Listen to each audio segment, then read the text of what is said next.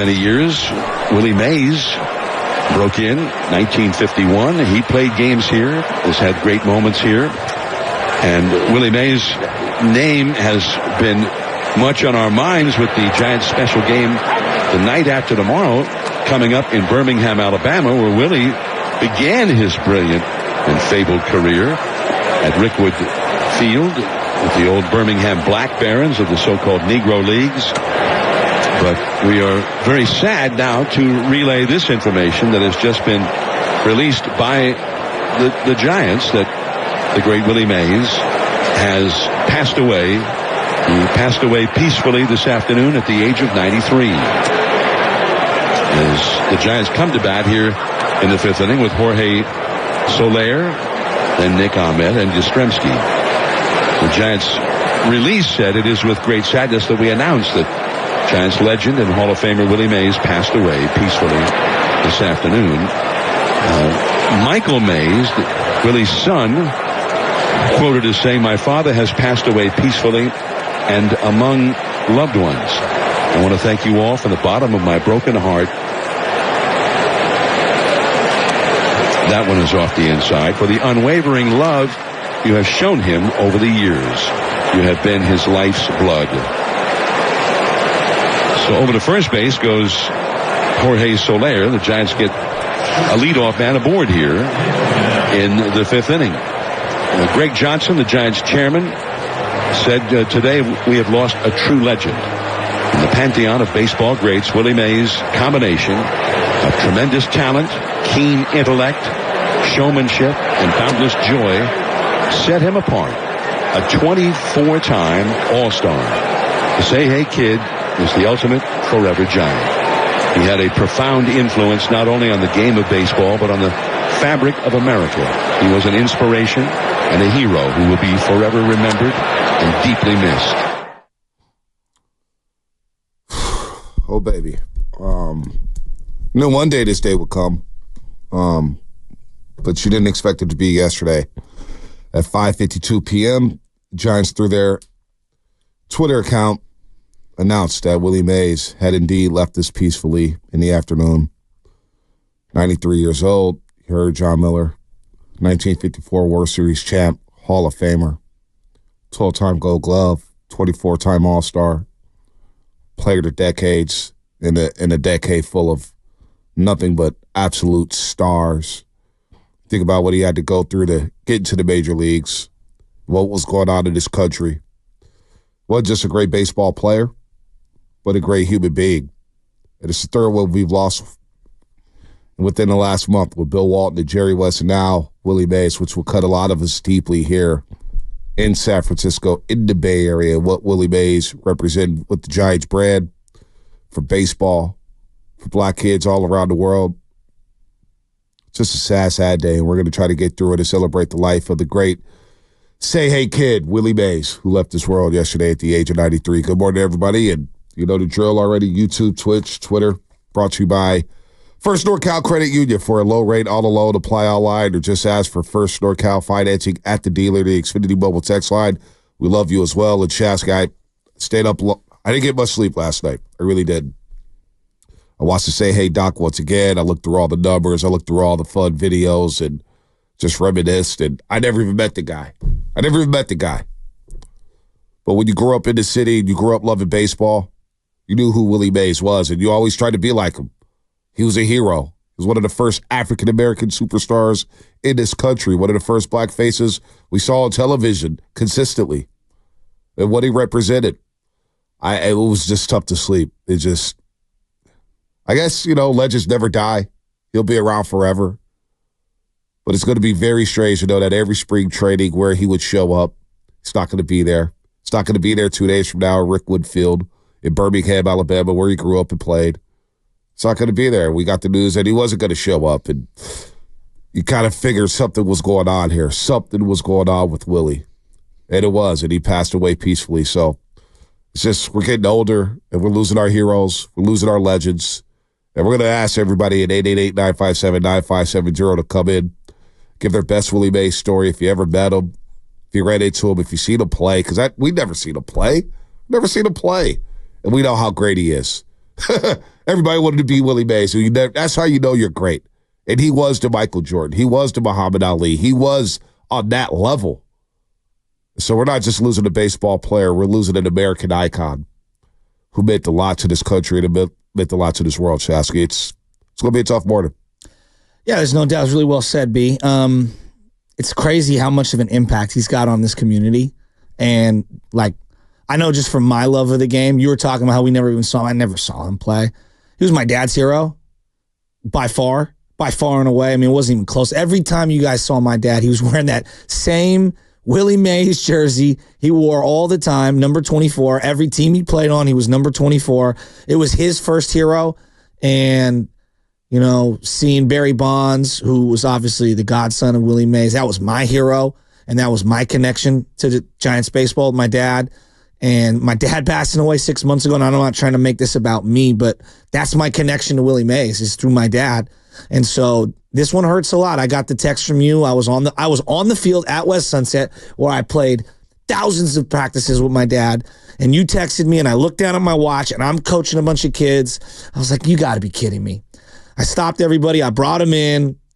I told them, and all these kids, 12-year-olds, they all knew who Willie Mays was. All the parents thought, you got to be kidding me.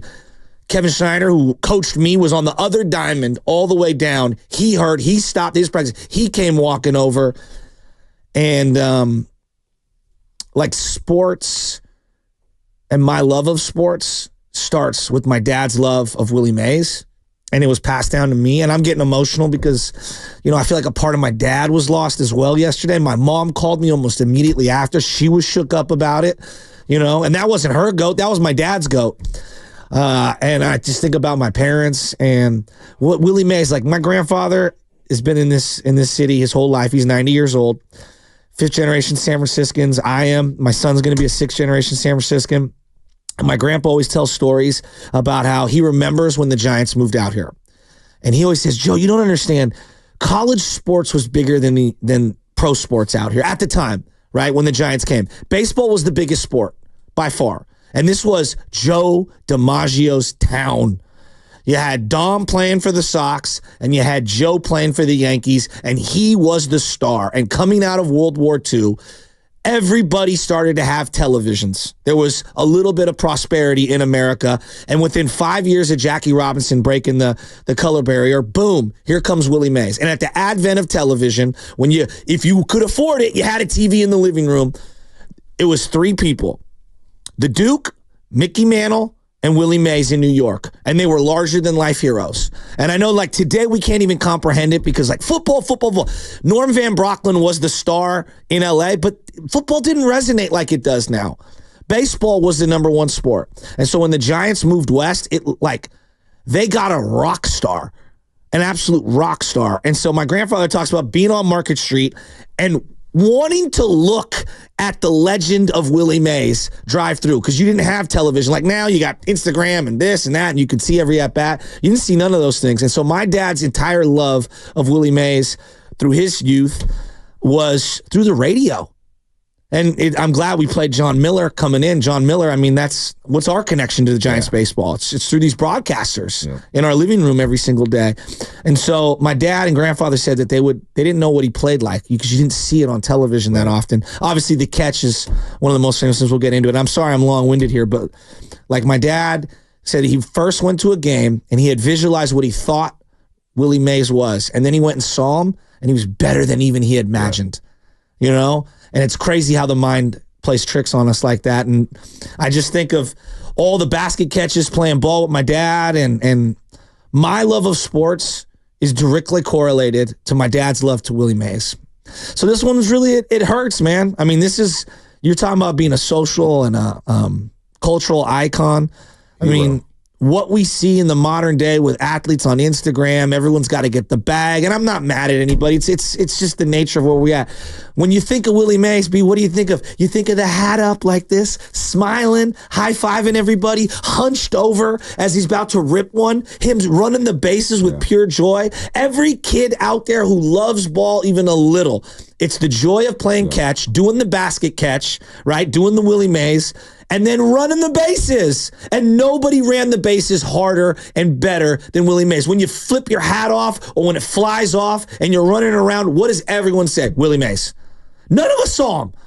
None of us saw him, at least the younger people. And he's the greatest who ever did it. He's your favorite player's favorite player. Yep. Mike, I love Rick Barry. My dad loved Rick Barry. You know who Rick Barry's favorite player was? You know why he wore 24? Willie Mays. Willie Mays. He grew up in Elizabeth, New Jersey. Willie Mays, he wanted to be Willie Mays. You know, and my favorite player of all time, I don't know who yours is. Like, it was Barry Bonds for the longest time. And then losing my dad, you know, I'd rock number 21 or number 5 or whatever. I switched all my numbers like I'm playing, but you know what I mean? Like 24, I adopted it. And it's just this sucks, man. This really, really sucks. And it goes, yes, we're getting older and all that. But so few people have like class, joy, dignity personified, the regalness of being a star from the 50s. You're the greatest player of the 60s, which... The 60s is littered with nothing but talent. Stan the Man Musial, Roberto Clemente. It's literally the era of pitching. It's unbelievable. And he's the greatest player. He stood out amongst all of them. Pete Rose joined Evan and Grandy yesterday to talk about Willie Mays and what he meant. I mean, we're talking about 24 All-Star appearances. And all the players back in those days said the All-Star game was made for Willie. Yep. It was his showcase. 5-tool player, speed, grace. You talk about the smile being contagious, the joy of walking through Harlow, playing stickball with the kids before he would go to the polo grounds. It's the best. And play. I just love how he would go to the Red Rooster, which was right by the polo grounds. And we go there, and they would reserve a room in the back for him to play pool and have his buddies there. But when 9 o'clock came around, they would have his car back there and say, all right, Willie, it's time to go home. We need you fresh. Because the gangsters were gambling, and they're like, Willie, we need you. But also, you represent more than just playing baseball for the Giants. You represent us, and we need you to carry us through this tough time. And his impact on the African-American community, just in Harlem alone, says a lot about the young man. It's just fascinating because you watch the doc, and I know you've watched it over and over, and I've watched it now like 5 times, and all the tears always flow. Yeah. But there's so many moments where you just smile. There was one moment where I didn't smile, and I say, oh, thank the heavens, that didn't happen. Jackie Robinson, they recommended to the Dodgers, Branch Rickey and company, you should go look at Willie Mays from the Negro Leagues. You should go look at Willie Mays. And the Dodgers sent the scout and said, oh, the kid can't hit a curveball. We're good. It was close to being a Dodger. And the Giants, they plucked him. He was on the last ever Negro League World Series team. Won that World Series, and he became a Giant because the Giants knew we need to compete with the Dodgers. They're snatching up all these dudes from the Negro Leagues, some of the best players out there.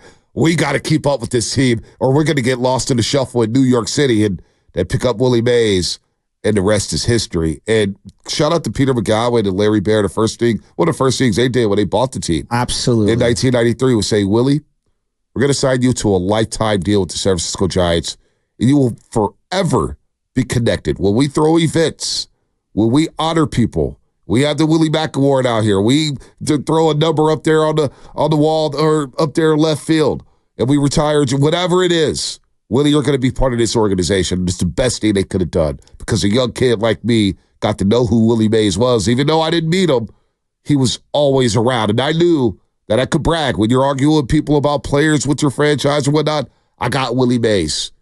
I got Willie. He's on my team. Ponte, it's unanimous. He's your starting center fielder, and he's batting 3, 4, 5, right? Yep. In the all-time baseball lineup. Is it? Am I wrong? He's batting third. You could bat him leadoff. You could bat him second. You could bat him fourth. What do you want? 66? Yeah. You want 660 home runs? Well, I mean, Ponte, he did it in Candlestick where the wind blew in. Anybody who's hit a ball anywhere near Candlestick, if you've been at Crocker Park, Gilman Park, West Sunset, you guys know it's a helicopter pad. The wind and the fact this guy hit 660 in that stadium is one of the most remarkable things of all time. It's just, you bring up about how people watched out for him, and you got to think, like, my image of him is when he has his shirt off and he's in the clubhouse. This is pre, like, what we see now in terms of nutrition and weightlifting. It was such a stark contrast to the Babe. Yep. And even Joe DiMaggio, who his nightlife was well documented, right? And I think about his connection early on in those early 1951 season. They play the Yankees, and he's the one who hits the ball in between Mickey Mantle and Joe DiMaggio and ruins the guy's knee. You know, like his hit, the catch with Vic Wirtz. Like if you say Vic Wirtz, you automatically think of the ball that was hit in the Polo Grounds, and Willie makes the basket catch, spins around because his runner's on first and second, and fires it in to keep a run from scoring. That was the most impressive part. Getting the ball out of his glove and getting back to the infield. And spinning. Hell with the catch. Spinning and getting the ball back into the infield. It's like, wow. And I think of like Jim Edmonds now, like for our generation, that was a regular season game. Yeah. He did that in the World Series. And I'm not diminishing Jim Edmonds, but like, that was in the World Series. And when television had just been created and that sport was literally the most popular sport in America. I mean, he's an absolute gem. And I think about all of the 1960s, you're talking about all the great players. Like, think of those 60s teams.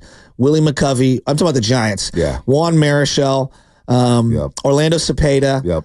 The Alou brothers. I mean, Willie was the first all-African-American outfield, which was in that World Series. Right. He has so many connections to the history of the game. It's, it's so easy. Oh, he's the greatest player of all time. No, he literally is, and it's unanimous, and no one has a negative word to say about him. Nah, and what he went through. Absolutely.